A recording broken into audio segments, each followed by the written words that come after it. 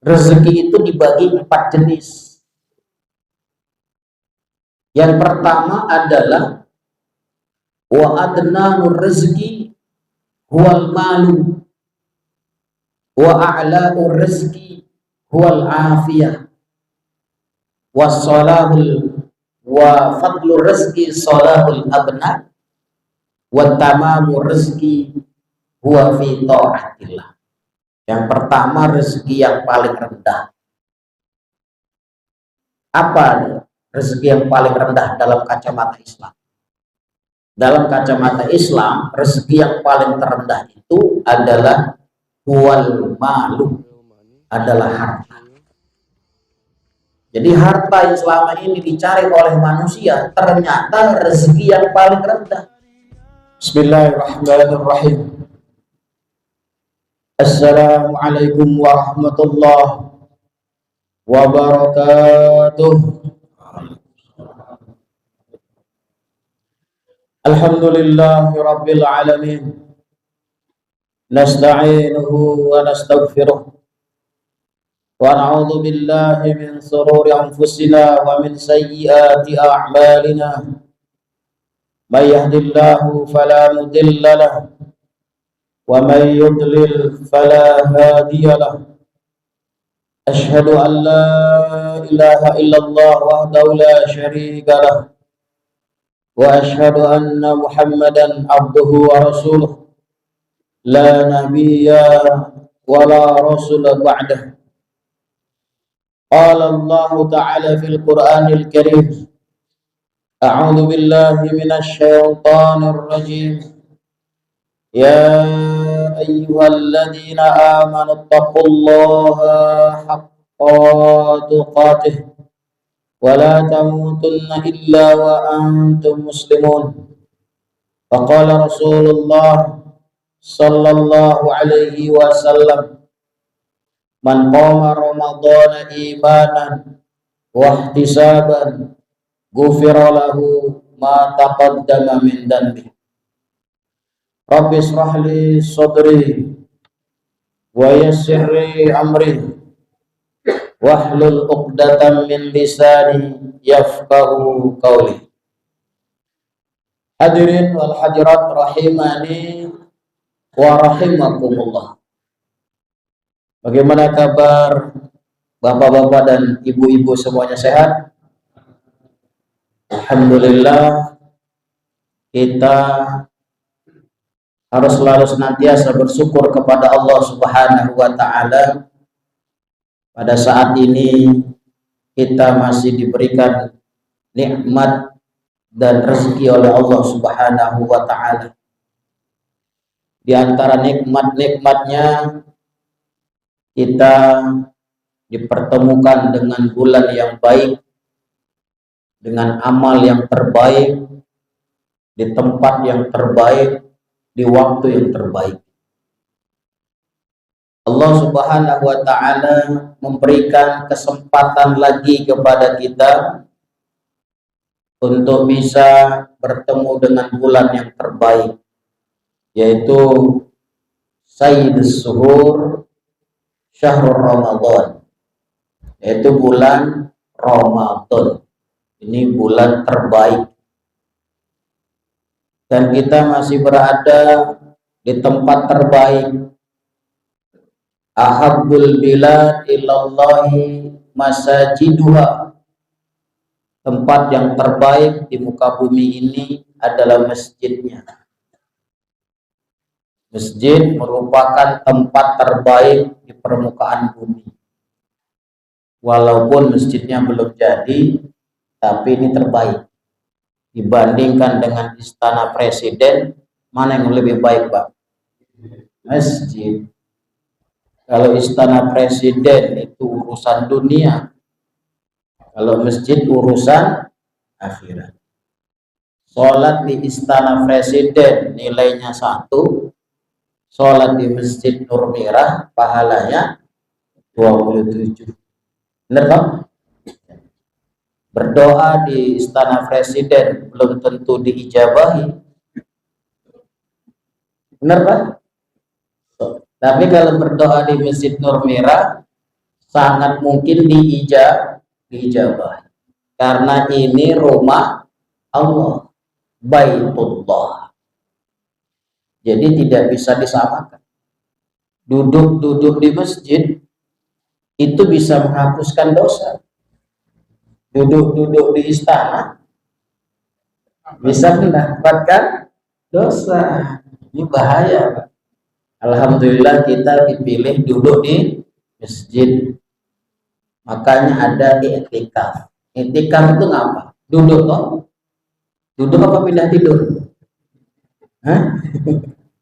Kalau pindah tidur semua orang bisa. Tapi duduk, siapa yang paling lama duduknya maka dia disebut mu'takifun. Duduk. Jadi duduk saja di masjid itu bisa menghapuskan dosa. Itu dahsyatnya masjid. Bahkan kalau pengen tahu orang mukmin yang sejati, kata Nabi, lihat saja dia berada di masjid. Tapi yang duduk di istana kita nggak tahu mukmin sejati atau bukan. Benar Pak? Jadi saya mau membandingkan saja bahwa masjid itu tidak ada tandingannya. Karena ahabbul bilad, tempat yang Allah cintai adalah masjid. Masjid ini walaupun menyumbangnya hanya sebesar telur burung, itu disiapkan surga.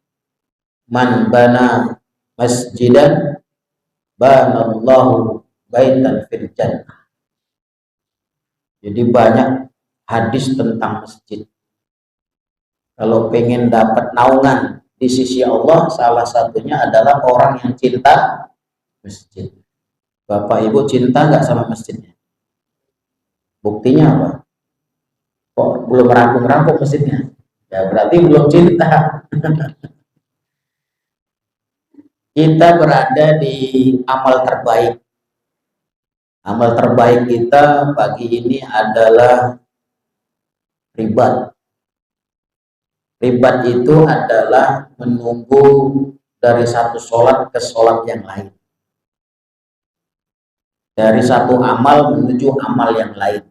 Ini ribat. Fadzalikum ribat intidor sholat. Itulah yang disebut ribat ketika dari sholat subuh menunggu sholat syuruk ataupun sholat duha. Ini pahalanya dahsyat. Pahala yang tidak pernah terputus itu adalah pahala ribat.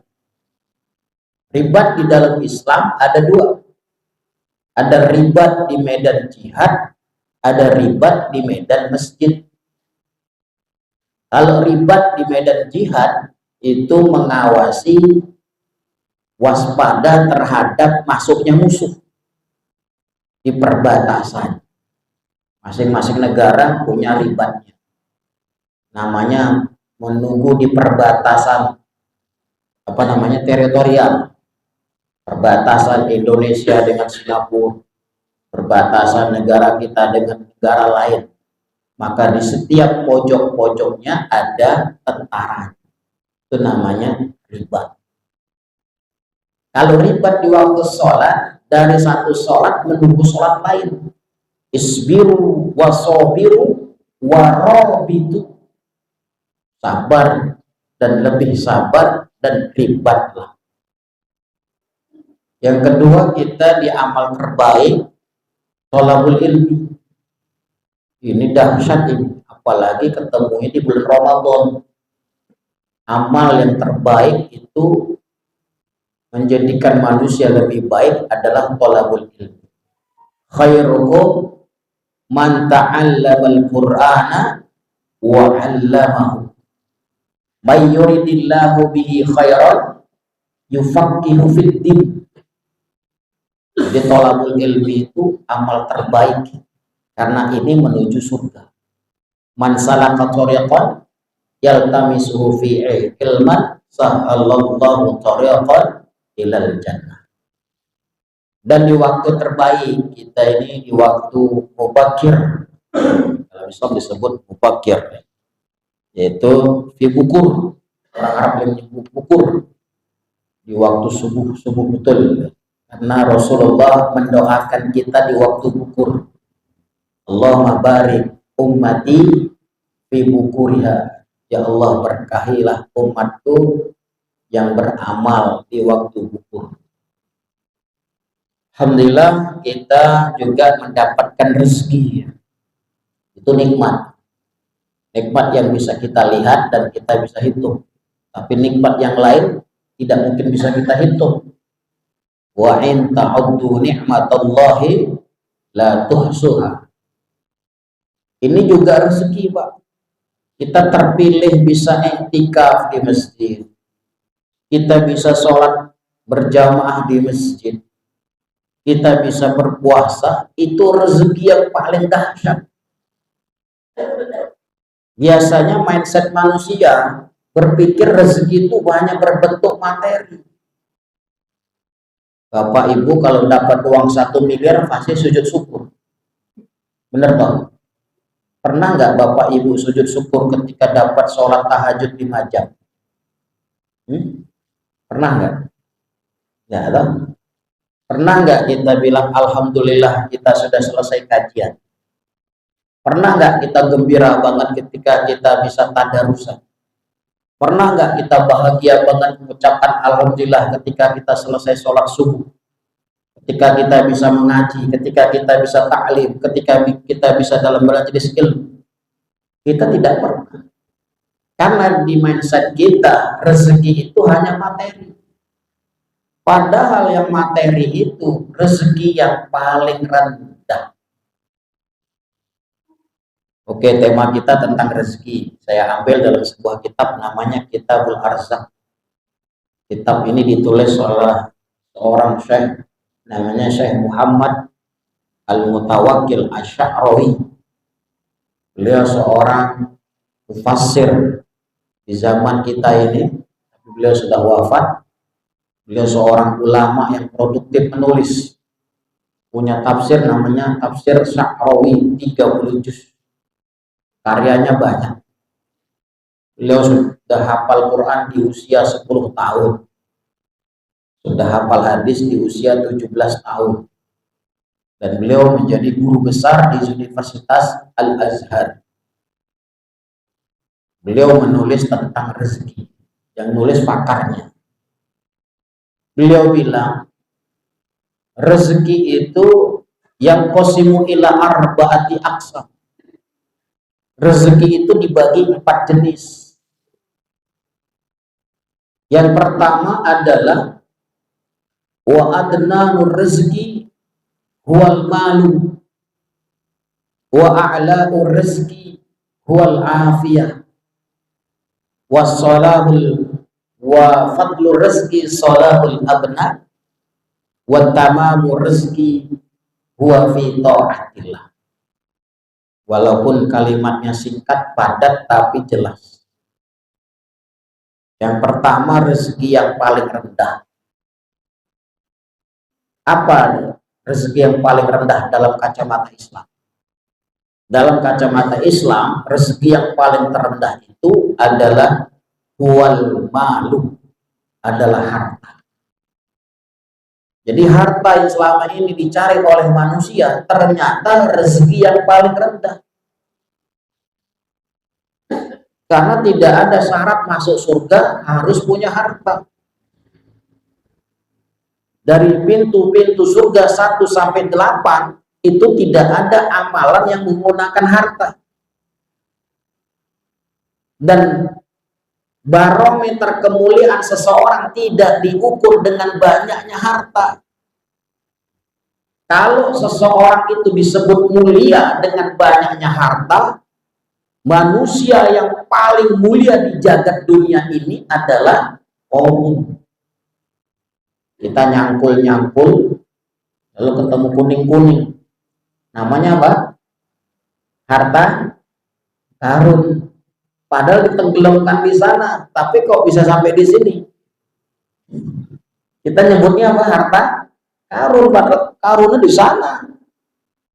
Tapi kita sebut harta karun, korum. Tapi dia bukan manusia paling mulia. Bahkan dia manusia yang paling ingkar, paling sombong, maka dimatikan, ditenggelamkan oleh bumi. Dalam Islam barometer kemuliaan bukan dilihat dari jabatan, bukan profesi, bukan banyaknya harta. Tapi dalam Islam kemuliaan itu diukur dengan takwanya.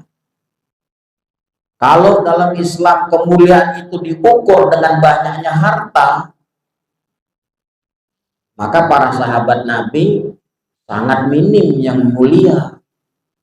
Karena ada sahabat Nabi yang tinggal di masjid, 70 sahabat, namanya Ahlus Suffah, orang yang tinggal di emperan masjid.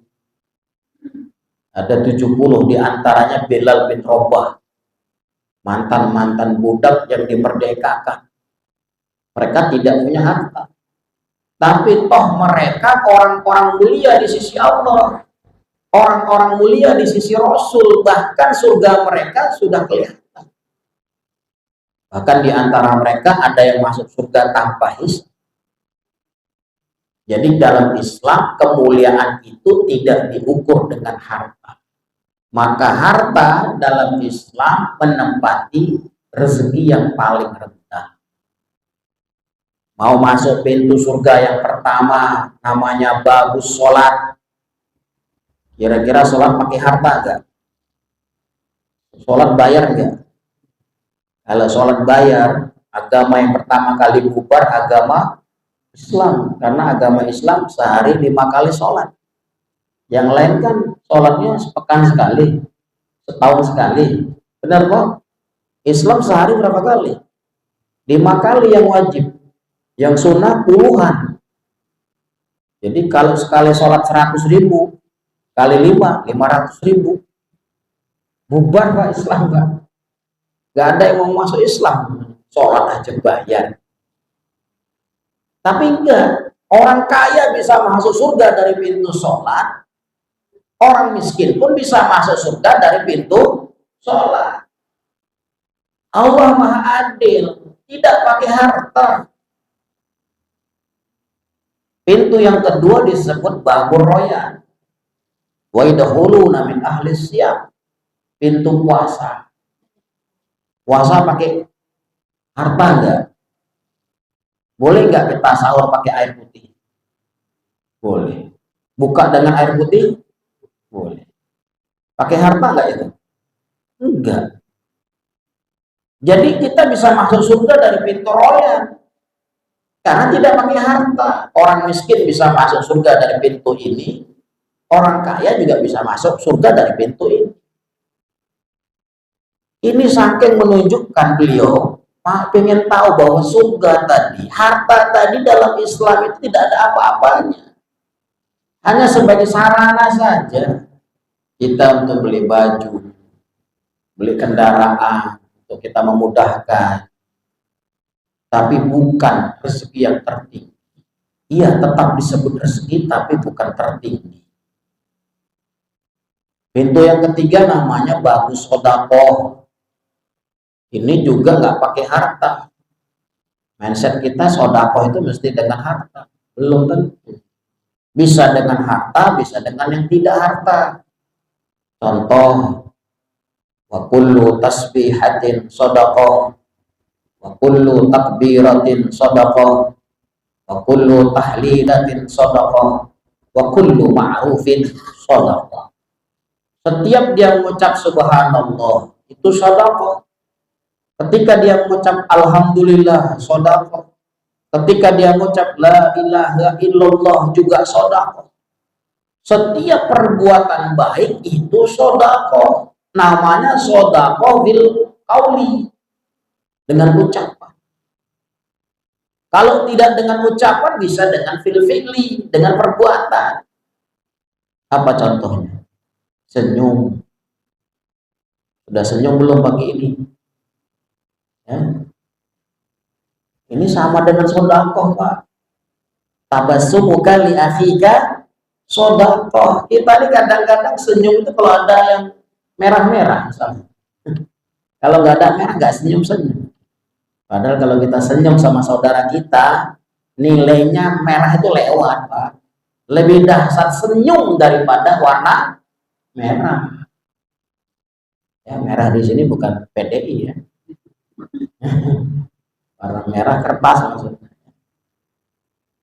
Kalau di dompet kita masih ada gambar Soekarno-Hatta, aman. Tapi kalau di dompet kita gambar Patimura, perlu berjuang lagi berarti. Ya, sedekah banyak, bisa makanan, bisa apapun lah. Ya, harta itu nomor sekian. Pintu surga yang keempat juga tidak pakai harta. Wa ausatuha babul walid. Pintu surga yang paling tengah namanya pintu walid. Pintu walid ini pintu miliknya kedua orang tua. Berbakti dengan orang tua. Bahasa Arabnya disebut birrul walidain. Lawannya namanya uququl walidain. Siapa yang disebut anak soleh? Apakah anak soleh itu yang ngasih Pajero kepada orang tuanya? Apakah anak soleh itu yang ngasih HP Samsung seri terbaru atau Apple? Apakah yang disebut anak soleh yang ngajak orang tuanya keliling-keliling ke Amerika? Kalau indikatornya soleh seperti itu, kita nggak ada yang soleh ini, Pak. Apa pernah Bapak ngasihkan Pajero ke orang tuanya? Nggak ada. Kita nggak soleh semua ini. Tapi tidak. Solehnya anak bukan indikator memberi materi. Memberi materi ya boleh, silakan kepada orang. Tapi bukan indikator anak. Itu sudah keumuman, kewajaran. Tapi yang disebut anak soleh adalah waladun solihun yad'u. Anak yang soleh yang senantiasa mendoakan orang tua. Ada orang suka memberi materi kepada orang tuanya tapi tidak pernah berdoa. Ya berdoa. Ini berdoa untuk orang tua tidak pakai harta. Pagi ini sudah doakan orang tua tuh. Malam-malam ganjil, semuanya ganjil ini, Pak. Gak ada yang genap malam ini, Pak. Tergantung puasanya 11 atau 12. Ini malam ganjil semua berarti. Berarti kita disuruh melek terus. Tidak usah milih-milih ganjil dan genap. Kita bilang ganjil, kata sebelah genap. Kita bilang genap, kata sebelah ganjil. Ya kan? Orang bilang sebelah Lailatul Qadar malam ini. Kita bilang kemarin. Nah, ayo. Makanya 21 sampai 30 atau sampai terakhir itu disemangati aja. Nanti ketemu sendiri Lailatul Qadar. Kita yang bisa merasakan, orang lain nggak bisa merasakan. Jadi birrul walidain bukan dengan memberi materi, dengan banyak-banyak doa. Orang tua kalau sudah wafat, itu yang dinantikan apa? Air degan. Kan orang ziarah kubur bawa degan.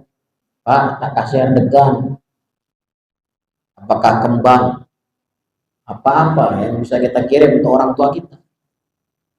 Itu semua nggak sampai, degan, kembangnya nggak sampai. Yang sampai itu adalah waladun solihun yad'u. Anak yang soleh yang mendoakan orang tua. Sehari berapa kali, Pak? 5 kali. Berarti ya rezekinya 100.000. Itu ada buku bagus namanya Dalil Sa'ilin. Rezeki kita itu tergantung kuantitas jumlah dari doa orang tua. Semakin banyak kita mendoakan orang tua kita, semakin banyak pula rezeki yang akan kita dapat. Itu bagus. Kalau doamu ya 5, ya rezekimu ya 100.000. Kalau rezeki, kalau mendoakan 5.000, berarti kamu dapat rezeki yang baik. Itu gambarannya begitu. Jadi anak soleh, pintu yang keempat juga nggak pakai harta. Orang kaya bisa masuk, orang miskin bisa masuk surga. Adil. Coba kalau pintu surga semuanya harus pakai harta, kita masuk mana nih Pak? Ini nggak pakai harta Pak. Oke, pintu yang kelima, pintu surga yang kelima apa? Ada yang hafal nggak? 1 sampai 8. Hadiahnya umroh, tapi DP-nya. Bener loh, saya nggak bohong. Kalau bisa 1 sampai 8 saya kasih DP umroh. Kalau umroh itu 25 juta, saya kasih 1 juta sebagai DP. 24-nya cari sendiri. Kan lumayan. Pintu-pintu surga 1 sampai 8. Itu semuanya nggak pakai harta, Pak. Pintu yang kelima adalah babu zikir. Zikir pakai harta nggak? Subhanallah, subhanallah, subhanallah. Zikir ketika melihat hujan turun, doanya apa? Allahumma shoiban. Nah, doa selesai hujan, lali. Kita itu ingat di awal, lupa di akhir, Pak. Mau makan, ingat Allahumma barik. Selesai makan, menang semua. Bener, Pak. Mau tidur, hafal kita, Pak. Bangun tidur, lali. Masuk masjid, hafal kita, Pak. Allah Muftah. Keluar masjid, lali. Ketika hujan, ingat selesai hujan, lali. Berarti nggak cocok kita masuk surga pintu zikir, Pak. Zikir itu alladzina yazkurunallaha qiyaman wa qu'udan. Baik dalam posisi berdiri, duduk, tidur, itu zikir terus. Maka zikir yang diajarkan Rasul itu ada 1000. Siapa yang bisa doa selesai ada? Dapat DP tadi, DP umroh. Ada yang bisa? Betul, nggak ada yang bisa, Pak.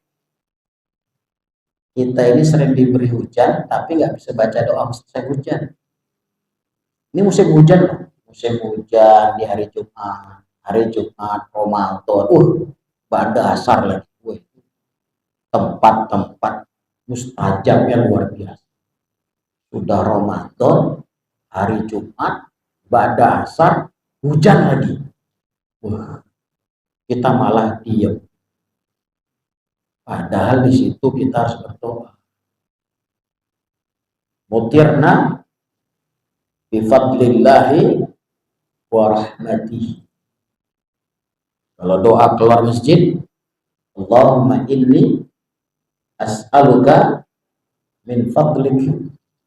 Doa selesai makan, alhamdulillahilladzi at'amana wa saqana wa ja'alana minal muslimin. Doa bangun tidur, alhamdulillahilladzi ahyana ba'da amatana wa ilaihin nusur. Jadi jangan ingat di awalnya aja. Kita pakai baju ingat, Pak. Bismillah. Lepas baju apa, Pak? Alhamdulillah.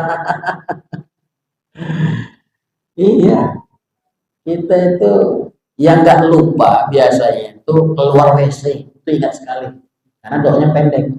Gufronaka. Wah, itu anak TK aja langsung bisa. Anak saya itu gufronaka. Berarti dia kelompok banget. Tapi yang lain-lain berhenti. Zikir tidak pakai harta. Islam, orang kaya bisa masuk surga dari pintu ini. Orang miskin pun bisa masuk surga dari pintu ini.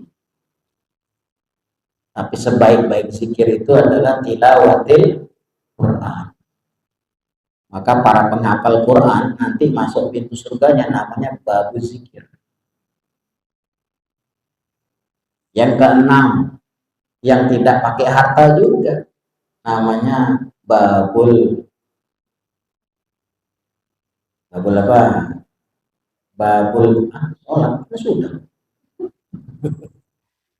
Babul aiman. Apa aiman? Itu sumpah.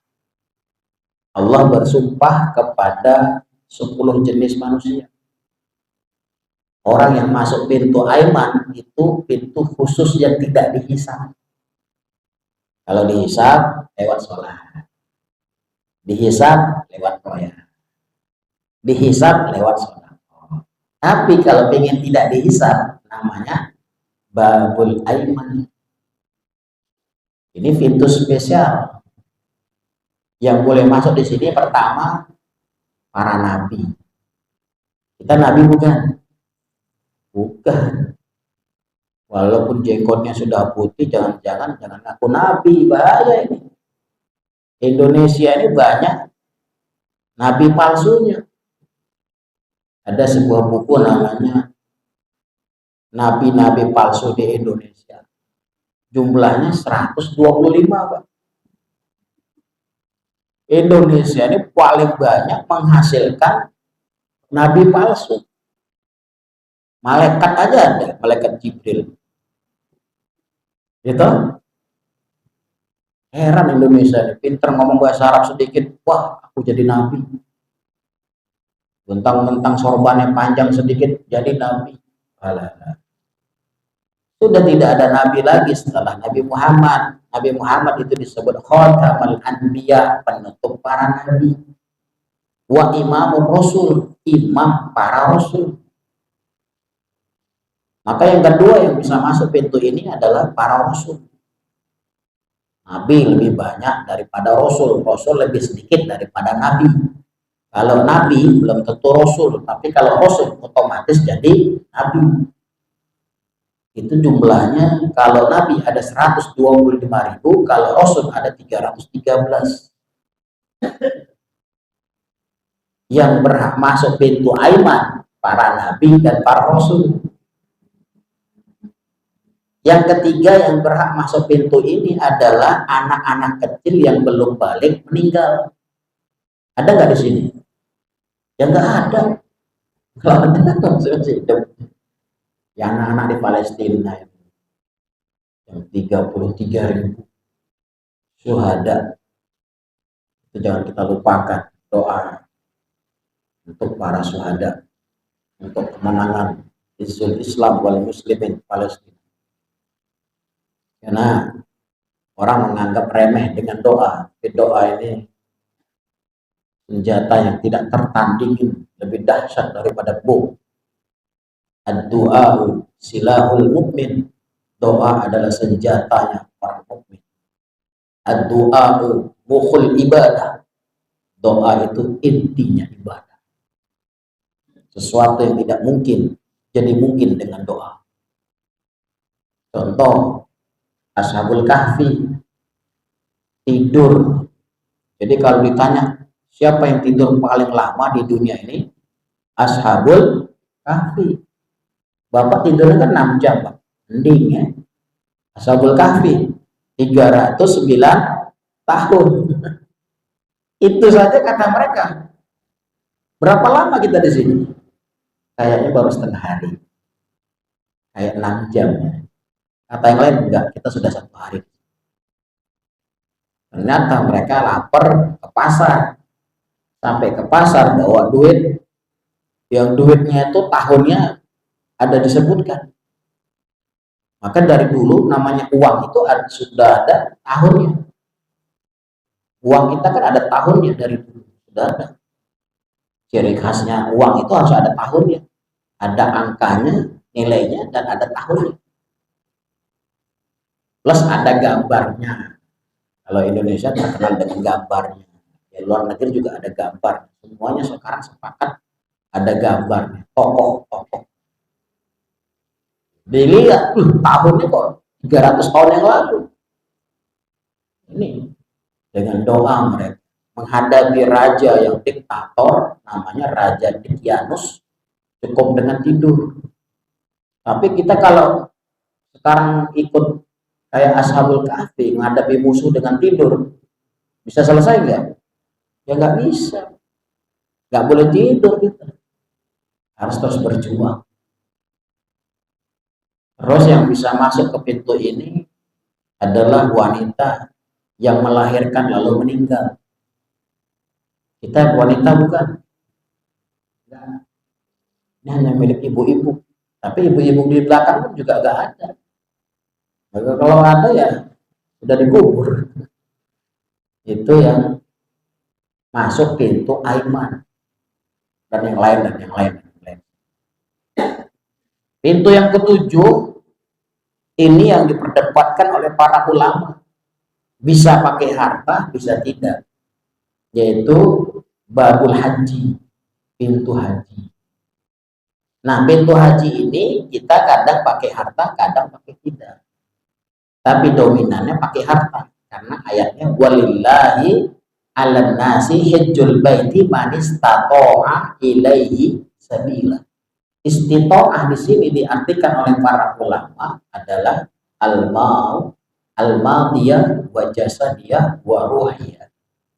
Spiritualnya harus kuat, ilmu, fisiknya harus kuat, dan hartanya juga harus kuat. Ini ibadah haji. Tapi juga banyak orang ibadah haji yang tidak pakai harta. Ada tamu undangan raja. Di sini ada nggak yang dapat undangan raja untuk haji? Belum ada. Ya mungkin karena belum terkenal di YouTube. Supaya dapat undangan terkenal dulu di YouTube. Atau bisa jadi karena anaknya hafal Quran. Ada hadiah dari Dubes biasanya. Atau anaknya kuliahnya di Livia Jakarta. Ada itu. Livia itu kan punya kerajaan Saudi. Itu mahasiswa yang terbaik itu dipilih untuk bisa berangkat haji gratis tanpa uang. Jadi haji pun masih bisa tanpa harta. Orang kalau pengen haji tanpa harta bisa. Ini pintu yang ketujuh. Pintu yang kedelapan, pintu jihad. Jihad dominan pakai harta dan jiwa. Kalau nggak ada harta, boleh dengan jiwa. Innallaha ashtara minal mu'minina anfusahum wa amwalahum bi anna lahumul jannah. Artinya Bapak Ibu semua, pintu-pintu tadi 1 sampai 8 tidak ada yang menggunakan harta. Maka harta di dalam Islam menempati posisi terendah. Lalu apa dalam Islam ini rezeki yang tertinggi? Dalam Islam rezeki tertinggi itu adalah wa a'la'ur rezeki huwal afiyah. Rezeki tertinggi itu adalah afiyah, selamat dan sehat. Jadi sehat itu rezeki tertinggi, Pak. Kita kalau sehat bisa sholat subuh di masjid. Kita kalau sehat bisa puasa sebulan penuh. Kita kalau sehat bisa iktikaf. Kita kalau sehat bisa umroh dan haji. Kita kalau sehat bisa jihad. Tapi kalau kita sakit, tidak bisa ke masjid, tidak bisa thalabul ilmi, tidak bisa mencari nafkah, tidak bisa jihad, tidak bisa macam-macam. Maka sehat di dalam Islam rezeki tertinggi. Maka tanpa kita sadari, saya bilang tadi, bagaimana kabar Bapak Ibu semua? Alhamdulillah kita sehat. Bapak Ibu sedang mendapatkan rezeki tertinggi. Orang sakit itu pengen sehat. Kalau sehat itu nikmatnya full, Pak. Makan, sahur pakai nasi putih, jereh, sambal, nikmatnya jos. Tapi Bapak kalau sakit disuruh makan tengkleng, lidahnya pahit ya. nggak ada rasanya. Hamburger pahit, chicken pahit, es teh jumbo pahit, es dawet pahit. Namanya orang sakit, semua makanan lezat jadi pahit. Jadi enak sehat apa enak sakit? Sehat. Sehat itu rezeki tertinggi. Maka ada ungkapan para ulama menjelaskan begini.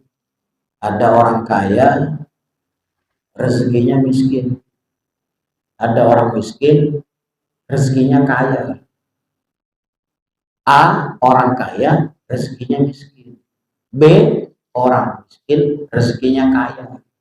Bapak pilih mana? A atau B?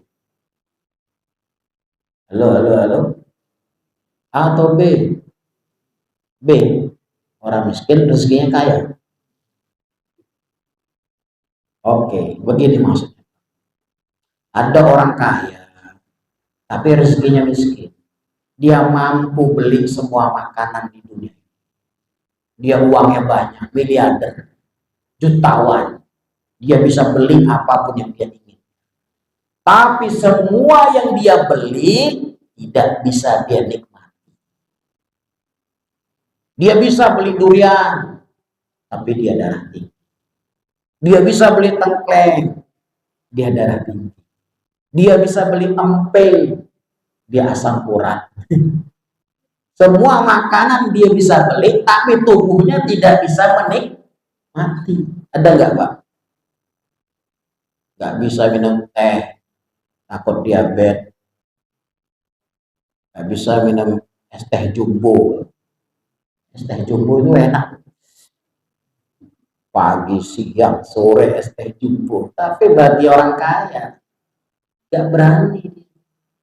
Bisa beli tapi tidak bisa menikmati, maka rezekinya miskin. Makanannya dan minumannya air putih, makanannya pisang. Yang lain makanannya tengkleng, makanannya soto, makanannya sop, makanannya kibuli, kambing, sate, dia makanannya buah. Kayak orang miskin. Bukan dia nggak mampu beli, dia mampu beli tapi tidak mampu dinikmati. Makanya rezekinya tapi ya kebalikannya Pak, orang miskin ini wah makan buah durian 5 ya, masih buah, es teh jumbo wah, tengkleng 2 piring masih oke. Coba lihat waktu buka puasa, jago-jago kita ya, akan tambah-tambah, akan nasi tambah 2 piring, habis saat tarawih nandung lagi. Tapi sayang, kita bisa menikmati tapi tidak bisa beli. Bener gak? Iya, uang dari mana? Nggak punya uang. Kalau masalah makan oke, Pak, tapi saya nggak bisa beli, Pak. Makanya bagaimana solusinya? Orang kaya duduk bareng sama orang miskin. Sing kaya, sing beliin, sing menikmati siapa? Orang miskin. Itu adilnya Allah. Gak ada yang kaya lagi sehat itu jarang. Rata-rata kaya tapi sakit. Itu memang begitu adilnya Allah tuh begitu. Masya Allah. Jadi Bapak kalau kita nggak punya uang pas-pasan, jangan berkecil hati. Karena syarat masuk surga tidak pakai harta. Syarat dapat rezeki yang tertinggi itu harus sehat. Maka Nabi kita mengajarkan kepada kita setiap subuh dan sore itu, mintalah, berdoalah, minta sehat. Nabi nggak pernah mengajarkan minta harta. Fas'alul afiyah, mintalah sehat.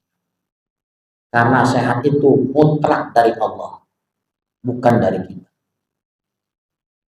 Orang kadang salah, dokter itu paham ilmu kesehatan, paham obat, tapi banyak dokter yang sakit. Kan dia gampang sih, tahu ilmunya, tapi kok banyak dokter yang meninggal. Jadi kesehatan itu bukan milik dokter. Kesehatan itu milik Allah. Coba lihat orang gila. Tidurnya di mana? Emperan toko. Pakai selimut enggak? Enggak. Pernah cuci tangan enggak? Enggak. Kapan orang gila mencret? Enggak pernah ada orang gila sakit perut, Pak. Enggak ada ceritanya. Orang gila itu walaupun tangannya kotor, hidungnya makannya yang basi-basi, tapi tidak pernah sakit. Karena kesehatan itu milik siapa? Allah. Apa itu kenapa? Karena ketawa di pagi-pagi itu nikmat, Pak.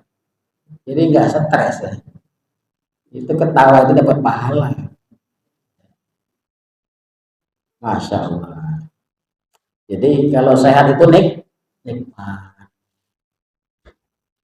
Rasul mengajarkan kita, Allahumma afini fi badani, Allahumma afini fi sam'i, Allahumma afini fi basar. Ya Allah, sehatkan badanku, sehatkan pendengaranku, dan sehatkan penglihatan.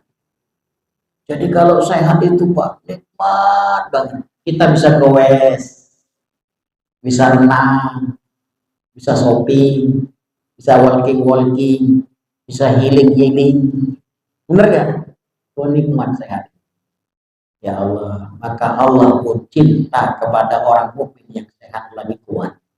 Al mukminul qawi khairun ahabbu ilallahi minal mu'minin ad-dhaif.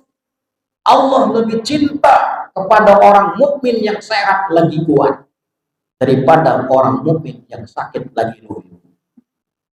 Beruntung kita Pak kalau sehat. Sehat itu harganya mahal. Kadang-kadang orang salah cari harta dari pagi sampai malam. Untuk mencari harta dia abaikan kesehatan. Dari pagi sampai malam dapatnya 100.000. Lalu dia sakit, dikerok, dibekam, habisnya 200.000. Nombok nggak Pak? Malah nombok Pak. Jadi biasa-biasa saja cari harta, kata Allah. Tidak infiru bahasa. Faida qudiyatis shalah fantasyiru saja intisar. Monggo berangkat. Usah ngoyong. Kalau kita sudah sakit rugi. Karena sehat itu mahal. Ada orang kaya uangnya 2 miliar, tapi penyakitnya 3 miliar Pak. Nombok nggak? Nombok. Bolak-balik ke Singapura, bolak-balik operasi, bolak-balik habis biaya. Kita alhamdulillah sehat, walaupun makan nasi kucing, nikmat sekali. Orang pingin kayak kita loh Pak. Kita malah pingin kayak dia, bener nggak? Balik-balik manusia.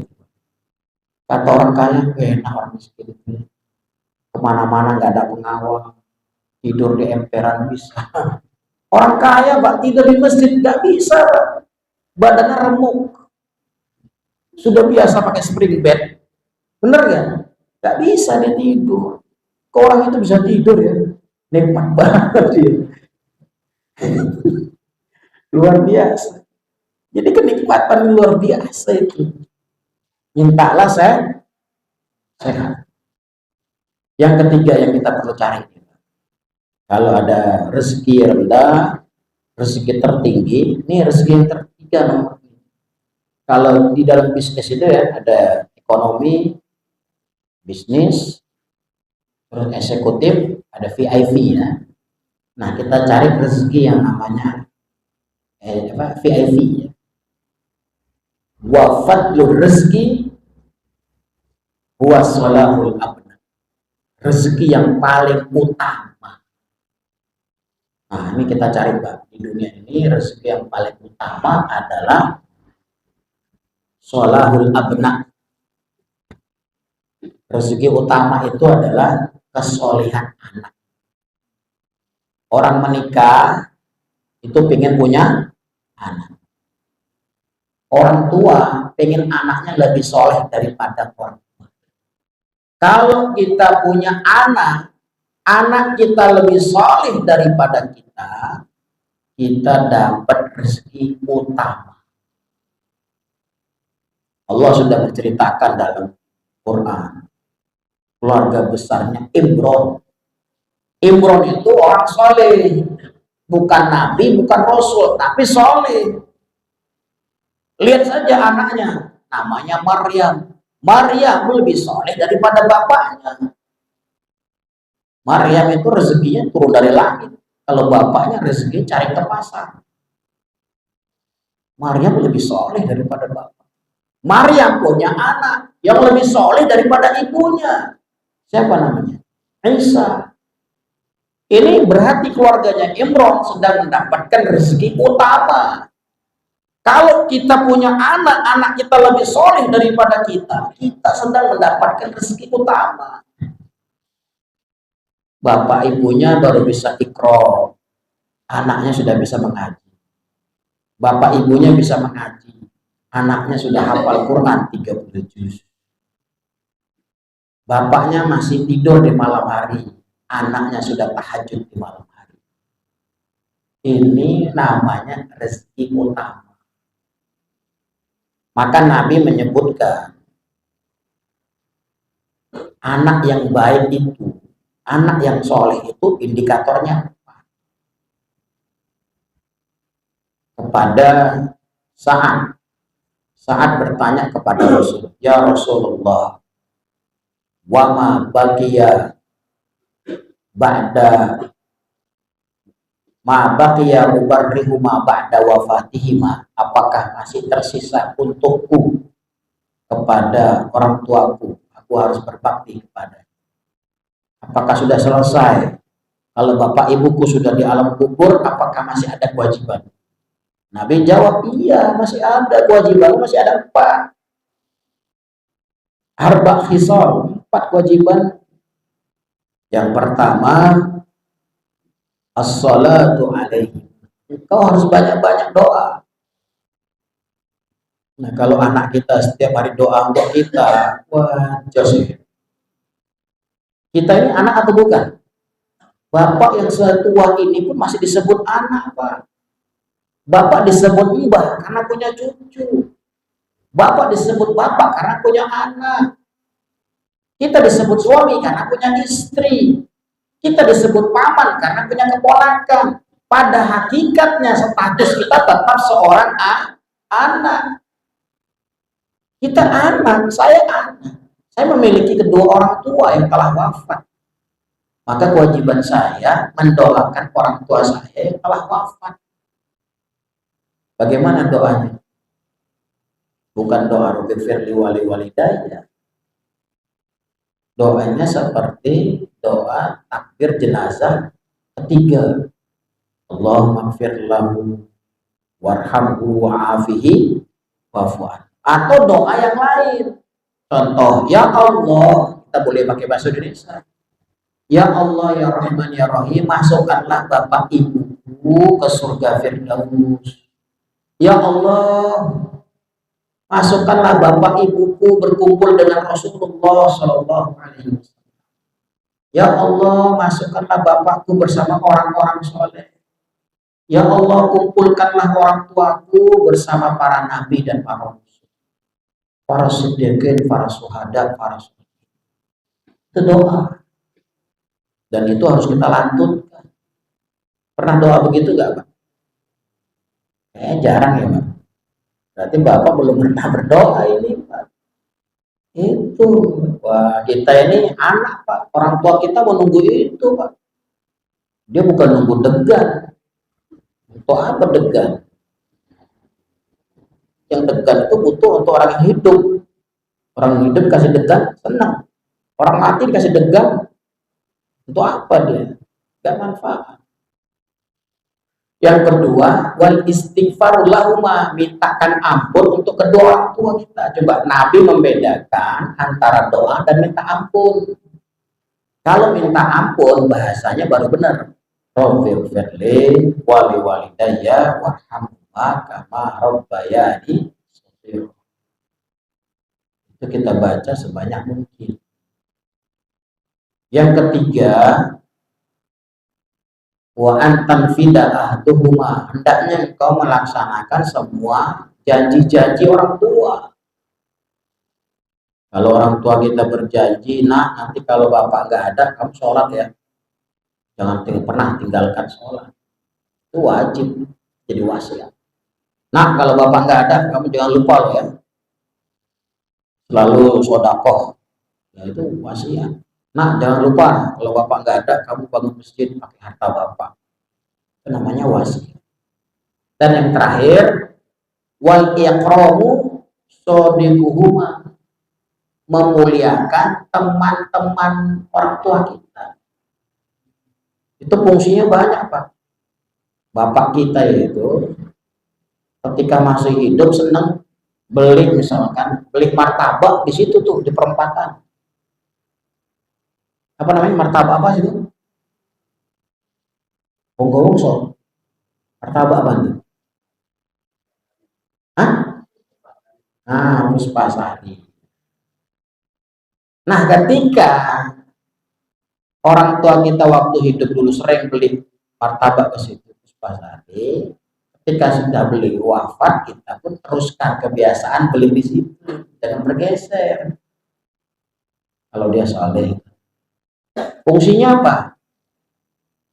Nanti penjualnya bilang begini, loh, jenengan kok mirip kayak bapak Fulan bin Fulan. Oh iya Pak, kulo putra nih Pak. Masya Allah, bapak jenengan tuh top loh. Kalau beli martabak 5. Ini kita jadi tahu kebaikan orang tua kita yang belum terungkap. Iya toh, iya bapak itu top.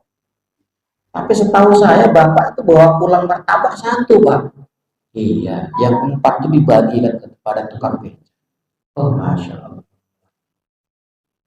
Atau kita mengetahui keburukan orang tua kita, Pak. Penjualnya bilang begini, wajah jenengan kok mirip anaknya bapak Fulan ya? Punji Pak, kulo putrane. Wah, bapak jenengan gila, orang pernah bayar. Nah, kita jadi tahu keburukan orang tua kita, Pak. Dengan tahu keburukan orang tua kita bisa bayar utang. Mohon maaf Pak, saya bayar utangnya piro, pinten semuanya. Wah, kira-kira ya 2 juta. Siap, tak ambil uang saya. Itu Pak. Jadi rezeki yang paling utama. Baiklah, karena waktunya juga sudah habis, masih ada 1 rezeki lagi sebenarnya. Rezeki yang terakhir itu. Tapi itu penjelasannya panjang sekali. Itu butuh waktu 2 jam. Ya kapan-kapan. Baik, semoga bermanfaat bagi kita semua. Kita akhiri dengan doa kafaratul majlis. Subhanaka Allahumma wa bihamdika asyhadu an la ilaha illa anta astaghfiruka wa atubu ilaik. Wassalamualaikum warahmatullahi wabarakatuh.